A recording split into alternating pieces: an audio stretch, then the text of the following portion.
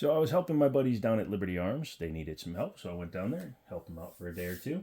And I was looking at the stuff on the wall, and I'm like, hey, how long has this been here? How long has this been here? Because I'm a little bit of a deal hunter. I'll buy stuff if it's reasonably priced and has been there for a little while because I don't want to take the option from you guys to be able to go to all my favorite places and pick up things. Again, this was Liberty Arms in Harrisonburg, Virginia. Google it, can't link it, all that good stuff. But they had this thing on the wall, and I'm like, you know what? I haven't owned one of these yet, so I think I'm going to buy it. And I did, and I don't regret it, which is one thing that I suffer from a lot. A lot of times I'll go and buy something, and instantly I'll be like, why did I spend money on that? But here's the interesting thing. This was not one of those cases. What we have in here is the Draco AK9 imported by Century Arms. You've seen it on the channel. You've seen a bunch of pictures of it. Obviously, right now it's in its most basic configuration. But yeah, a lot of you guys have seen in the shorts videos where I had my suppressor on it. I was doing that just to test it because I didn't actually even have the right piston in the suppressor, so it would have destroyed it had I actually tried to mag dump it. But yeah, this, for those of you that don't know, is an AK pistol. Move some of this out of the way. I was eating M&Ms. Leave me alone. Chambered in 9mm. Imported by Century Arms and built by a manufacturer called CUGIR. Cougar, I'm going to say it because it sounds like cougar. But they are a Romanian company that has been manufacturing AKs for a long time. And they manufacture this. Century Arms brings it in. But it is, thankfully, under Cougar's build control. So they're building it there, and then Century just brings them in, which I believe is the better way to do it, because then too many chefs can make a really nasty soup. You know what I mean? It is stamped AK. It is a stamped receiver. It's not a milled receiver, but the vast majority of AKs, AKMs, whatnot, are stamped receivers.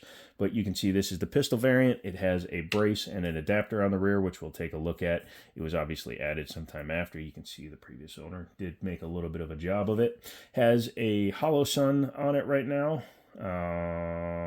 It's an older one, but it's one I got for a deal from my buddies down at Bears Trading Post, actually. Look them up. They get lots of cool stuff. This one has been tacti-cooled out with Magpul furniture, which is one of the main things that attracted me to it. I am not a traditional AK style kind of guy. I don't like their wood stocks. I don't like their really shitty grips, pardon my French. And I don't like their wood handguards. Yes, I know it's traditional, but I wasn't going for traditional. I was going for tactical. Tacti-cool in this case. Being chambered in 9mm did require quite a bit of a change to the bottom of the receiver. So as you can see, it has a pretty massive insert. This one is polymer, but a viewer told me that there are some metal options, so I may have to check that out. It is designed in this instance to take Glock Magos. I will be inserting a simple 17 rounder. Because it's YouTube and they're still a little bit picky about higher capacities. So yeah, as you can see, once you have it loaded with a Glock mag, Austria and Russia, Romania getting together, you then have a pretty cool PCC. Now the street price on these is between $750 and $800 for the pistol, straight up pistol with just the swivel brace on the back. I believe they're at $790 or $700 on sale on Century's website, so don't quote me on that, but check it out. You get some cool stuff for that kind of money, and it puts it in the same range as like a Ruger PCC, the Smith & Wesson Response, and a few others. However, you wind up with something that's a little bit more unique. Yeah, there are Dracos in 7.62, but they're having a 9mm is kind of fun. Now, these are not long-range guns by any means, but to be fair, neither is a real AK. I keep saying real AK. This is a real AK. It's an AK platform gun, just in a different chambering. But just like traditionalists with 1911s, when I say AK, my first thought is always 7.62. Yes, I know there's 5.45, and then there's bigger calibers, smaller calibers. I've shot an 8mm AK. They're cool. But yeah, overall, when I say AK, my brain always says 7.62. Looking at the outside of the gun, very traditional. You can see this is nothing fancy. The divot up there is kind of interesting. I don't know if they did that because of the way it had to be modified and they wanted to put a little bit more strength in there where the magwell goes. Traditional one-sided safety, and it does allow you to take the excuse me, I'm not as good at AKing as other people because, believe it or not, it's not my preferred platform. But yeah, so you can come back and put your into the open position so you can lock the bolt open so you can show that it is clear. I don't like this stamp sheet metal stuff. We're in 2024 now. Can we do something about that, please, people? Anyway, just drop that and you can drop the bolt down.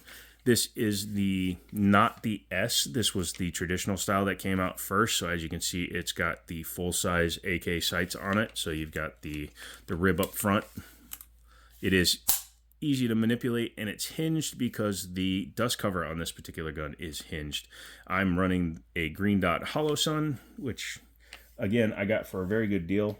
And since this is, what, a 100-yard gun anyway, I wanted to make sure that I had something with an easy-to-pick-up red dot. It's green dot, technically, but yeah, a easy-to-see optic. And this one sits high enough that you can, it's hard to do, you can see the sights underneath.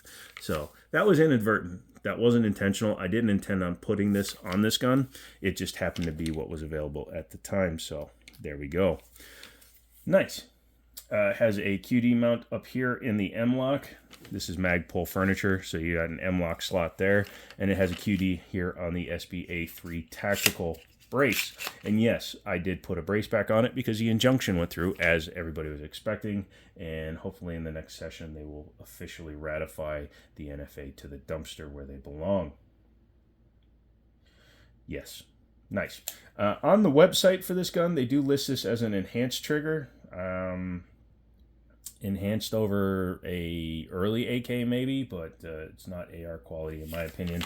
The mag release is right here on this particular firearm because the magwell obviously is not a traditional style magwell. However, because this is built on a standardized AK receiver, it does still have the thumb release there. So that's kind of interesting. However, it does nothing to release the mag. You do need to use this. It's on the left side if you're a right-hander. It's on the left side even if you're a right-hander, but you know what I mean. Right-handed, left-handed. You shut up, Joe. But it's on this side. It's just kind of like a Ruger PCC. I don't think it's actually that big of a deal. Your mag pouch, if you're right-handed, would be on your left side anyway, so you could just do this, strip out your mag, grab your next mag, put it right in, and keep going without taking your gun down. So while holding it in position, you can just do this, strip out the mag, do that, and then run it. One downside that people say on AKs is that it doesn't have last round hold open, and that is no different here. There are some mags out there where they design the back of the mag to become the hold open. I don't like those. I'm fine with it not locking open because that's the way a traditional AK is anyway. When you're done with it, you drop your mag. I wish it had a prouder button, and then you and show clear. So I'm fine with that. I like this grip. Again, this is definitely an AR style grip with an AR style angle on it, which makes it a lot easier for me. When I shoulder this gun, I pretty much come up in an AR style. I do have to put an angled grip on this because I don't have the ability to mag hold it like I do with most of my ARs because, well, the mag is too close back, in my opinion.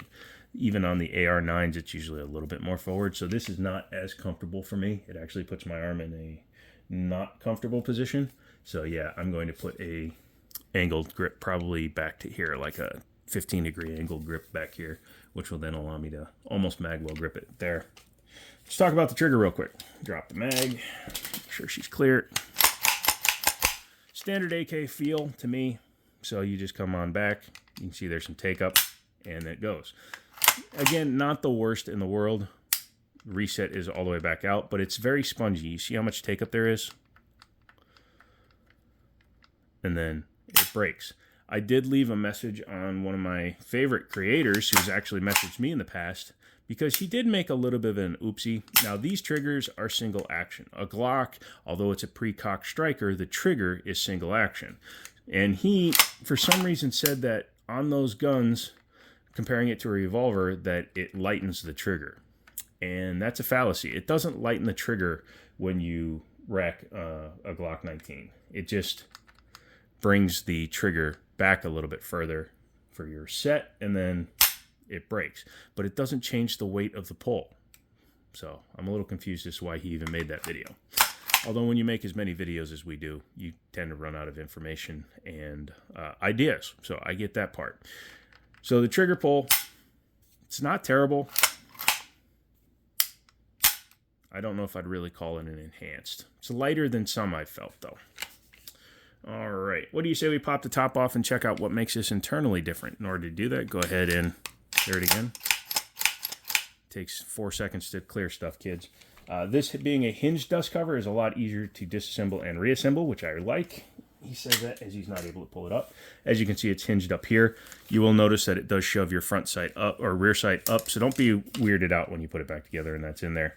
Traditional AK style, so you do have your spring here. So, oh, the block popped up, but yeah.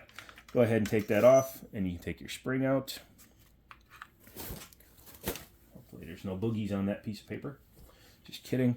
And then you can go ahead and take your bolt out. Actually, excuse me, you have to take this piece out. This is integral to this because of the way this gun is running. The casing for a 9mm is much shorter than a 7.62, so this does not have to come back as far. You will also notice that this is different. Does not have the longer rod on it with the O-rings on it because this is a blowback style gun. Once you've done that, you can come up here and check out the front here. You can see, again, a lot of differences with the front trunnion and the way that everything goes in. However, it does appear to be a standardized AK trigger group. So yeah, you do have your recoil spring, which goes into the back of the bolt, which is your standard style, which is absolutely fine. And then this guy, like I said, it's necessary in order to shorten the stroke of the gun. You just have to make sure to have that in there when you reassemble it, otherwise the gun does not function correctly. Yeah. Anyway. But yeah, overall fit and finish, you can see the finishing inside of the receiver itself is actually pretty good. The coating seems to be pretty even. Not sure the round count on this gun. It is used, but it doesn't appear to be in that bad a shape. You will also see here is your ejector. It's screwed in, so that's replaceable, which I like. I like replaceable and serviceable parts, which is nice. Go ahead and reassemble it. To do that, take your bolt. Traditional style, if not traditional shape. Put it in. A lot of people will make a mistake of doing what I just did and putting it in the wrong spot, but no, what you have to do is you have to bring it all the way back and push it so that it goes over the trigger pack in the back here. So a lot of guys will try to just put in their thing here and then set it down. It doesn't work that way. You have to come all the way back here, seat the bolt in the down position, munch, munch, munch, and then you will just push down while pushing forward so that it goes over the trigger itself, the hammer, and then you will just push it forward. There you go. Once you've done that, you can take your locking block, put that back in place.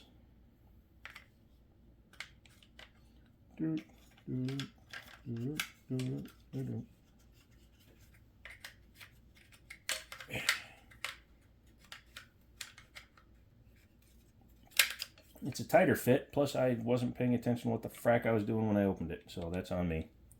But yeah. There you go.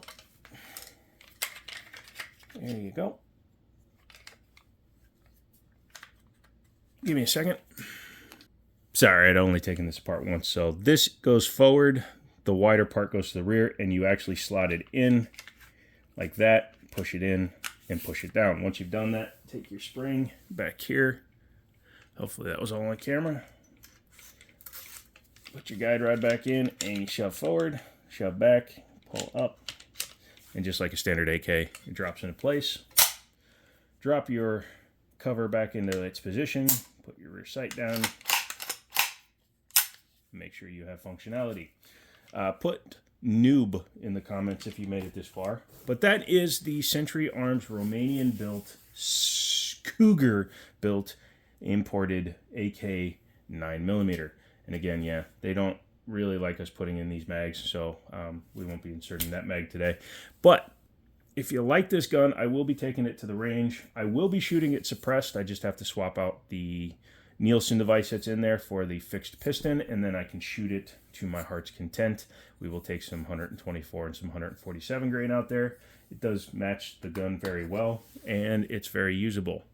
Come back for the next video. Not sure what it's going to be on. I have a few select pieces that I might be taking a look at. Some Glock and Smith & Wesson related stuff. I still haven't taken this guy to the range. The Burgo 22 long rifle revolver. And I apologize. I have acid reflux like something crazy right now, and there's not much I can do about that. So I'm going to get out of here. Make sure you leave a like, comment, subscribe, all that good stuff. Become a member of the channel. Help it grow. You guys are paying for these things, and that is awesome because we get to have some fun stuff for the channel. Come back for the next one. And as always, I will talk to you later.